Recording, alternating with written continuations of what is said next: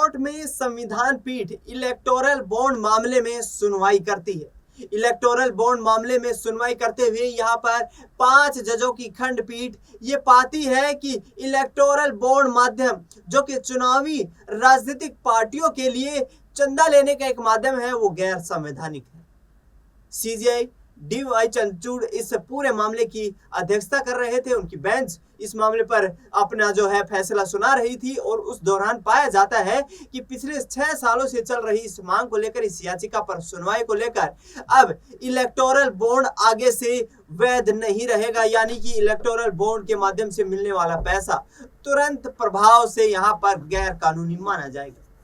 इसके बाद विपक्षी दल यहां पर सत्तारूढ़ पार्टी भारतीय जनता पार्टी और प्रधानमंत्री नरेंद्र मोदी को घेरना शुरू कर देते हैं। साफ तौर पर यह कहना है यहां पर कांग्रेस पार्टी का कि भ्रष्टाचार किया गया है भारतीय जनता पार्टी की तरफ से, और यहां पर तमाम चंद उद्योगपतियों को देश की खदानें बेच करके, देश के तमाम संविधान बेच करके और भारतीय जनता पार्टी चुनाव में अपनी सत्ता को बचाने के लिए इस पैसे का इस्तेमाल करती। लगातार आरोप लगाए जाते रहे हैं। सुप्रीम कोर्ट का फैसला आने के बाद यहां पर लगातार सरकार बैकफुट पर आती नजर आती है। केंद्र सरकार घिरती हुई नजर आती है। 2024 के लोकसभा चुनाव से पहले इस फैसले को बड़ा फैसला माना जा रहा है और यह कहा जा रहा है कि आने वाले वक्त में मोदी सरकार की कुर्सी अब हिलने वाली है। लेकिन कांग्रेस के प्रवक्ता पवन खेड़ा एक प्रेस कॉन्फ्रेंस बुलाते हैं। इस दौरान वो कहते हैं कि अब अंधा आंदोलन क्यों नहीं हो रहा है।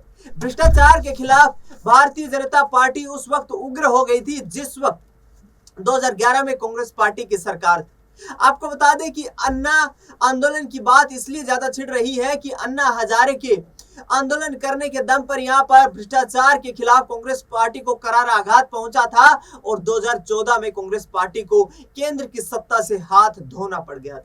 आपको बता देते हैं अन्ना हजारे का जन्म 15 जून 1937 को महाराष्ट्र के अहमदनगर जिले के रालेगन सिद्धि में होता है। उनकी बड़ी उपलब्धियों की बात करें तो जन लोकपाल बिल के लेकर अन्ना काफी प्रसिद्ध माने जाते हैं।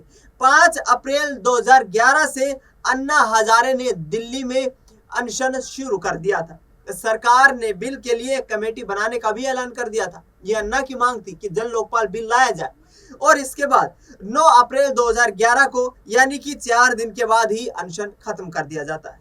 सरकार की तरफ से कोई ठोस कदम उठाने का आरोप भी यहाँ पर लगाया जाता है अन्ना हजारे की तरफ से, और 16 अगस्त 2011 से अन्ना हजारे दोबारा से आंदोलन शुरू कर देते हैं। इस पूरे मामले पर यहाँ पर आम आदमी पार्टी भी उदय वहीं से होता है। आम आदमी पार्टी का लगातार तमाम नेता कांग्रेस पार्टी को घेरते नजर आते हैं। यहाँ पर पवन खेड़ा अब दोबारा से आंदोलन को शुरू करने की और अन्ना हजारे से अपील करते हुए नजर आ रहे हैं। क्या कुछ कह रहे हैं पवन खेड़ा अन्ना आंदोलन को लेकर के, सुनिए जरा। अभी मैंने आज सुबह एक ट्वीट किया था अटल जी का एक भाषण। किसान आंदोलन उस जमाने में हमारे खिलाफ हुआ था और अटल जी ने बड़ा जोशीला भाषण दिया था कि हम लोग जरूरत पड़ी तो खुलकर इन किसानों के समर्थन में सड़क पर उतरेंगे। अटल जी देशद्रोही थे तो भारतीय जनता पार्टी करे तो रासलीला, ये कैसे कब तक चलेगा? कम से कम आप लोग तो तुरंत, ये जो भी साहब हैं जिन्होंने ये कहा है उनको आप लोग खुद ही पूछ लिया करिए कि साहब जब आप अन्ना आंदोलन को समर्थन कर रहे थे, जब विवेकानंद फाउंडेशन अन्ना आंदोलन को समर्थन कर रही थी, जब आरएसएस अन्ना आंदोलन के वक्त चूल्हे लगा लगा के खाना बांट रही थी बना बना के, हम सबके सामने हुआ था, आप भी रिपोर्टर थे, मैंने भी आपको देखा है वहां जी। तो फिर वो क्या था? देशद्रोह था। ये लोकतंत्र है। लोकतंत्र में रक्त का संचार आंदोलनों से होता है, विपक्ष से होता है, विरोध से होता है। तो सुना आपने, यहाँ पर पवन खेड़ा कहते नजर आ रहे हैं कि अन्ना जी ने हमारे खिलाफ भ्रष्टाचार को लेकर आंदोलन किया था और आगामी वक्त में कांग्रेस पार्टी 2024 के लोकसभा चुनाव से पहले देश के आम नागरिकों तक इस भ्रष्टाचार को उजागर करने का काम भी करेगी। इस बिल को लेकर, इलेक्टोरल बॉन्ड मामले को लेकर दिल्ली की कैबिनेट मंत्री और आम आदमी पार्टी की नेत्री आतिशी सिंह क्या कुछ कहती हैं, आपको सुनाते हैं। मैम, आज एक बड़ा फैसला आया है सुप्रीम कोर्ट की तरफ से।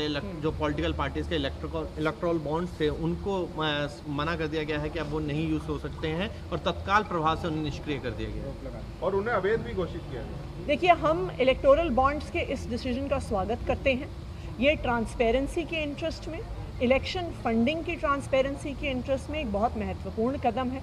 वरना इलेक्टोरल बॉन्ड्स एक तरीका बन गए थे जिसके माध्यम से ये पता नहीं चल रहा था कि कौन व्यक्ति किसी पॉलिटिकल पार्टी को फाइनेंस कर रहा है। इस देश के लोकतंत्र के लिए बहुत ज़रूरी है कि ट्रांसपेरेंसी रहे कि किस पॉलिटिकल पार्टी को कितना पैसा कौन लोग दे रहे हैं।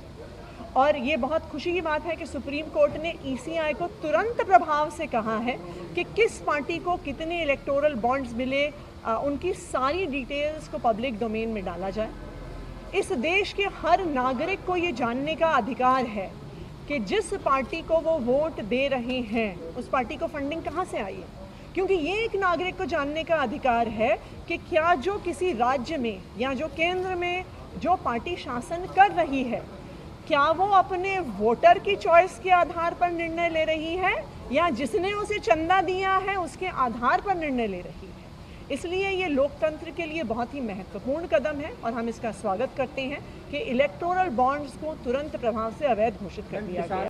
यहाँ पर आपने साफ तौर पर सुना कि आतिशी सिंह भी यहाँ पर केंद्र सरकार को घेरती हुई नजर आई। मोदी सरकार पर करारा हमला बोलते हुए कह रही हैं कि जिस तरीके से ये जो कवायद जुटी हुई है इसमें हम सुप्रीम कोर्ट के फैसले का स्वागत करते हैं और भारतीय जनता पार्टी ने खुले तौर पर अपनी सत्ता का इस्तेमाल करते हुए भ्रष्टाचार किया है। दूसरी तरफ दिल्ली के मुख्यमंत्री अरविंद केजरीवाल 2029 तक भारतीय जनता पार्टी का देश से सफाया कर देने की बात तक करते नजर आते हैं। दिल्ली विधानसभा सत्र में विश्वास मत पर बोलते हुए अरविंद केजरीवाल कहते हैं कि इस वक्त बीजेपी के सामने सबसे बड़ी चुनौती आम आदमी पार्टी है और इसीलिए आम आदमी पार्टी के तमाम नेताओं को परेशान किया जा रहा है। 2024 के लोकसभा चुनाव में यहाँ पर अहम भूमिका निभाने वाली है आम आदमी पार्टी। अरविंद केजरीवाल का कहना है कि आगामी 5 साल के बाद, यानी जिस तरीके से संगठन का विस्तार हो रहा है उसके बाद 2029 के बाद भारतीय जनता पार्टी का पूरे देश से सफाया हो जाएगा। सुनाते हैं आपको अरविंद केजरीवाल किस तरीके से अपना बयान दे रहे हैं। क्या चल रही है, ये क्यों हो रहा है? क्योंकि आज पूरे देश के अंदर बीजेपी का सबसे बड़ा चैलेंजर आम आदमी पार्टी है। आज अगर बीजेपी को खतरा है, भविष्य का खतरा है, तो केवल और केवल आम आदमी पार्टी से खतरा है। इसलिए बीजेपी येन केन प्रकारेण जो मर्जी करके आम आदमी पार्टी को कुचलना चाहती है।